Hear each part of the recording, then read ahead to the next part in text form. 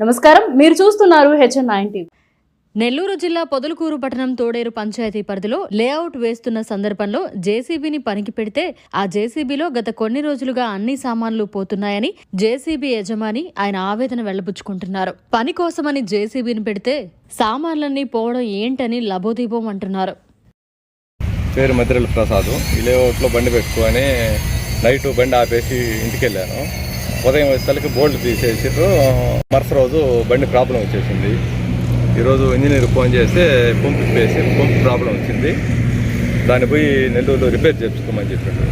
దానివల్ల ఎంత ఖర్చు అవుతుందో మనకు తెలియదు, కానీ ఇతరులు చేశారంటే నాకుండే అనుమానం. దాన్ని ఇప్పుడు చూసుకొని నేను సాయంత్రం లోపల పూర్తి డీటెయిల్స్ అందరికీ ఇచ్చేస్తా. ఆల్రెడీ స్టేషన్లో కంప్లైంట్ ఇచ్చి వచ్చా. ఎస్ఐ గారు చెప్పా, కానిస్టేబుల్ వచ్చి చెక్ చేసుకోబోయిండు, ఫోటోలు తీసుకురండు. ఏం కూడా తీశారు? పంపు డీజిల్ పంపు మీద బోల్ట్ తిప్పేసి బోల్ట్ ఎత్తుకొని వెళ్ళిపోయారు. కానీ దాంట్లో ఏదన్నా చక్కెర కానీ మట్టి కానీ వేసి ఉంటారనే అనుమానం నాకుంది. ఏది చేయకుంటే ప్రాబ్లం రాదు. బోల్ట్ తిప్పారు, ఉదయాన్నే ప్రాబ్లం వచ్చింది. తిప్పుకుంటే ప్రాబ్లం రాదు.